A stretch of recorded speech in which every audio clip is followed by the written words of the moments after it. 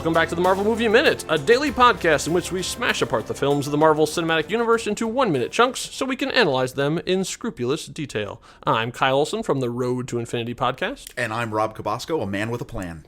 We are here to talk about Minute 2 of Louis Leterrier's Incredible Hulk from 2008. What's going to happen here in the next couple of minutes, though, is we're going to be packed full of content because they're going to condense an entire movie that doesn't exist into the next 3 minutes of the movie. This is a great credit sequence that, again, nostalgia, storytelling, and gets you just dumped right into the plot of the movie. Yeah, I mean, like, none of this stuff ever existed before. They have to sort of catch us up to where it was. They shot all of this stuff just for this intro credit sequence too. Like, this isn't like pieces of the movie that they took and they repurposed for this. They intentionally decided this is the way they were going to do it. And Ed Norton gets to make his little love letter to Bill Bixby and to the 70s series.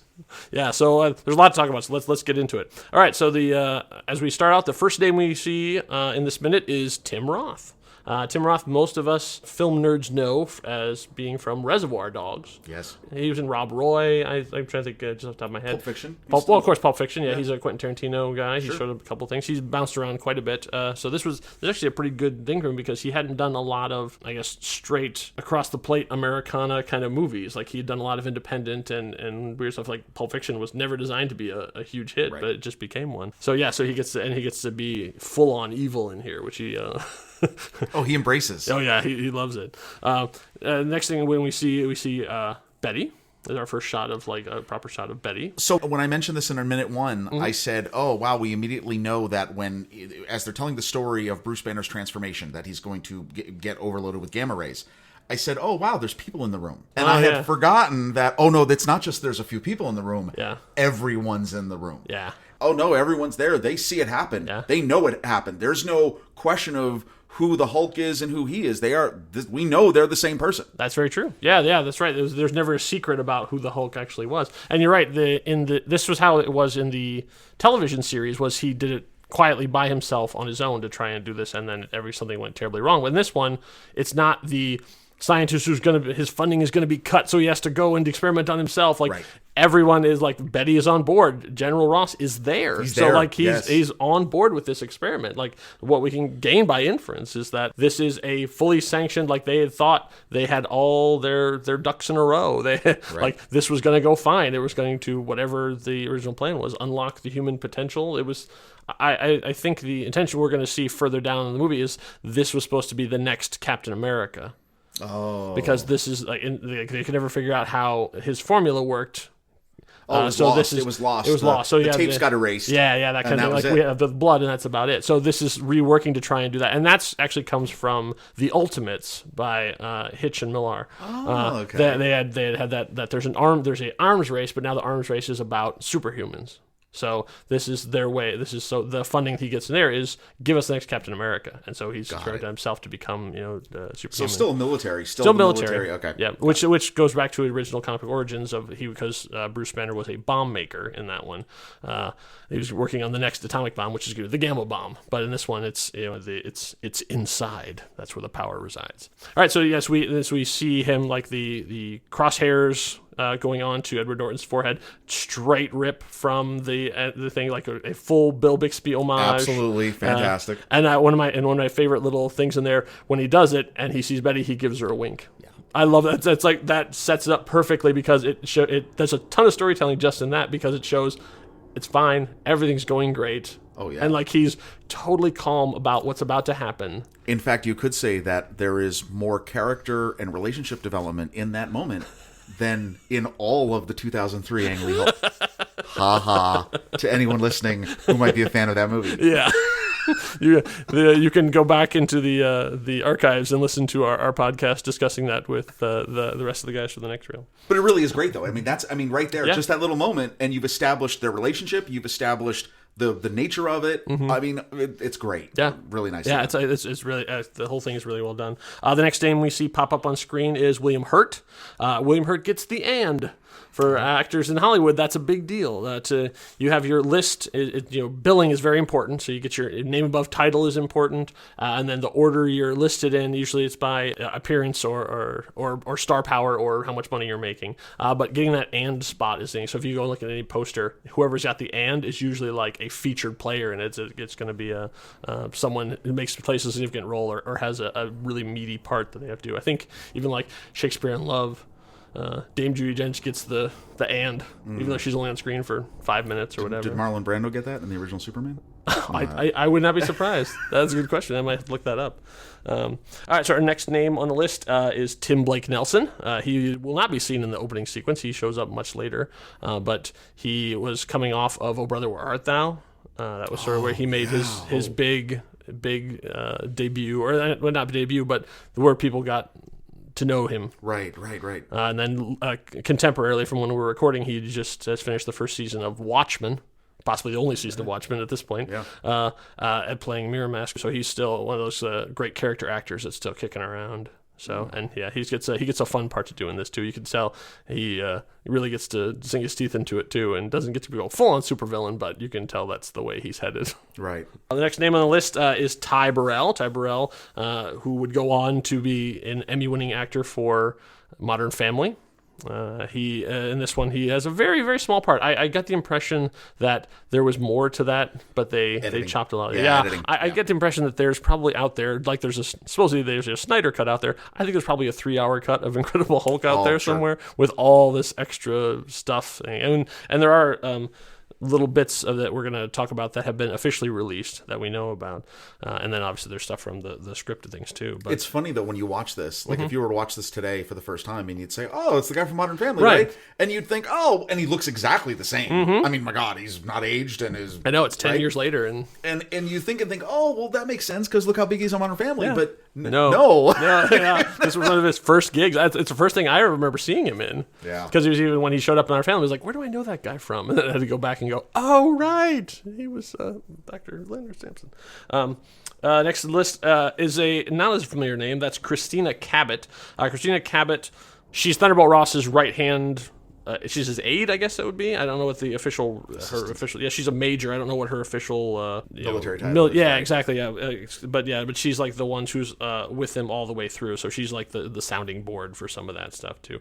We'll point her out when we spot her on screen because we're not going to see her on screen for a little while. We cut to the flashing red danger sign. Something has gone wrong. Yes, but that's straight from the opening sequence of the Incredible Hulk television series. So we're still very much in homage. It's interesting that even at this point, it had been 30 years since that show had been on. When we watched it, I don't know if we watched it new or if we watched it as part of syndication. I watched it new. Did you watch it new? Yeah. Yeah, I mean, I remember watching it when I was a kid, but I don't remember if that was... 6-year-old me was watching The Incredible Hulk. But we were also watching Gilligan's Island. Yes. We were also watching Monkeys. True. You know, it's that's hard to know. 60s Batman. Yeah, 60s Batman's right. Because by the time we saw that was Batman, it was 20 years old. Right. But for us, it was just looked brand new. Right. Yeah. Exactly. Especially on our crappy little 12-inch screen. Exactly.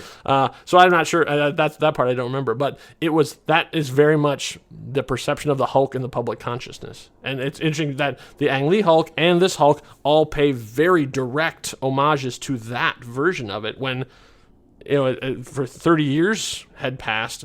Is that really what people had still thought of? I mean... Well, and I think, though, this is an interesting part. Again, so much packed into this. Yeah, we're a minute and 30 seconds into the movie. So, you get to this moment, you see the danger light, you see the eye, the flash of the green eye, right? Yeah. You know all this. That's to the point where, okay, if you were a fan of the show, you're like, oh, this is amazing. Yeah. Like, you're sitting there 90 seconds in and you're like, okay, exactly. This is phenomenal. But then the rampage that it shows was so beyond anything they could do because they didn't have the budget, right? Right.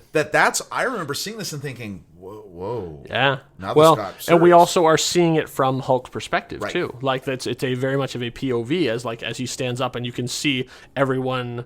the reaction from everyone in the control room looking up at this huge thing as like the camera shifts upwards, right. And that's where the Hulk looking down, and then The Hulk freaks out about something and smashes, essentially, and knocks some of the control stuff into the control room and knocks out Betty. Right. And so she is hurt, she's bleeding, she's on the ground. We don't know exactly what it was, but then the Hulk is now then coming toward her, over her, and that's when sort of Ross appears and tries to get between the two of them.